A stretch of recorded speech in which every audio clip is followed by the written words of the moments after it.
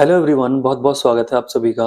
आज का ये वीडियो है कि क्या सेक्स की बीमारी के लिए अगर आप कोई मेडिसिन लेते हैं, 3 महीने का कोर्स या 6 महीने का कोर्स कर लें, होम्योपैथी, आयुर्वेदिक या एलोपैथी कर लें, कि क्या आपकी बीमारी हमेशा के लिए ठीक हो जाएगी, कि आपको फिर से कोई प्रॉब्लम ना हो। तो ये उसी के लिए वीडियो है। वीडियो अंत तक देखिए, सारी ही चीजें मैं आपको साइंटिफिकली यहाँ पे समझाने वाला हूँ क्या होता है और ये कैसे होती हैं सारी चीजें। आपने जनरली यूट्यूब के थंबनेल भी देखे होंगे जो कि अधिकतर फेक होते हैं। आप जानते हैं कि 90% थंबनेल आपको यूट्यूब पे और वीडियोस जो है आपको फेक मिलेंगे, चाहे वो एलोपैथिक हो या होम्योपैथी हो या आयुर्वेदिक हो, या फिर कोई मुंह छुपा के वीडियोस बनाने वाले चैनल हो कि आप इसकी 2 बूंद पी लीजिए, इस होम्योपैथी दवाई की 2 बूंद पी लीजिए, आपको हमेशा के लिए इतनी पावर बढ़ जाएगी, इतना लंबी टाइमिंग हो जाएगी, और इवन इतना कड़क और इतने लोहे जैसा हो जाएगा। और उन पे मिलियंस में व्यूज आते हैं क्योंकि पब्लिक उन्हीं चीजों को क्लिक करती है और पब्लिक उन चीजों को सच मान लेती है, जबकि प्रैक्टिकल लाइफ में और यूट्यूब की जो थंबनेल्स होते हैं उसमें बहुत बड़े डिफरेंस मिलते हैं। आप कोर्स करते हैं, आपको कोई बेनिफिट नहीं मिलता।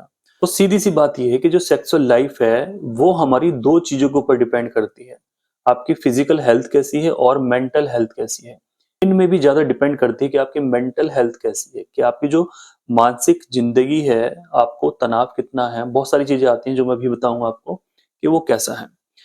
तो सबसे पहले, ये लाइफ टाइम के लिए नहीं हो सकती है। आप सोचे कि हम 6 महीने का कोर्स या 1 साल का कोर्स कर लें और ये लाइफ टाइम के लिए हो जाए, ये नहीं होगी, क्योंकि सारी चीजें हमारी डिपेंड है आपकी मेंटल हेल्थ कैसी है। मेंटल हेल्थ के अंदर भी कि आपको स्ट्रेस कितनी रहती है। अब सारे लोग बोलेंगे स्ट्रेस तो सभी को होती है, बट किसी को ज्यादा स्ट्रेस है, किसी को कम स्ट्रेस है। कोई व्यक्ति कम स्ट्रेस को भी बहुत बड़ा बना के रखता है, उसकी नींद गायब हो जाती है, उसी के बारे में सोचता रहता है। कोई व्यक्ति जो है बड़ी स्ट्रेस को भी ऐसे अब्जॉर्ब करता है अपने अंदर और उसको भूल जाता है। तो डिपेंड करता है आपकी स्ट्रेस कैसी है, आपका गुस्सा कैसा है, आपके मूड स्विंग कैसे हैं, कि आपका मूड स्टेबल रहता है या फिर नहीं रहता है, और आपकी जो लाइफ की जो डिफिकल्ट सिचुएशंस हैं उनमें से आप कैसे निकलते हैं या उसी के अंदर आप चले जाते हैं, उसी में अटके रहते हैं, आगे नहीं बढ़ पाते हैं।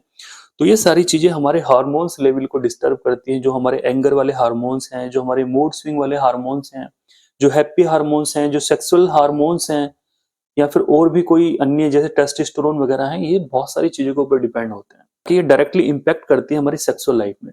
तो कोई व्यक्ति बहुत ज्यादा स्ट्रेस में है, उसके अंदर ये समस्याएं देखने को मिलती हैं।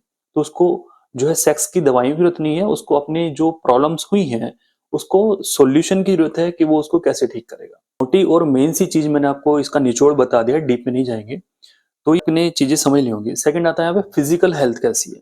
फिजिकल मतलब आपको बॉडी के अंदर कैसी बीमारियां हैं। जैसे सपोज कीजिए आपकी डायबिटीज है, आप शुगर वाले पेशेंट है, आपकी शुगर 300 प्लस में चलती है, तो आप इम्पोर्टेंट हो जाएंगे आने वाले समय में। अगर आप इसको बैलेंस नहीं करते हैं, इसकी मेडिसिन नहीं लेते हैं, अपनी शुगर को कंट्रोल नहीं रखते हैं, तो आपको इम्पोर्टेंसी आनी शुरू हो जाएगी।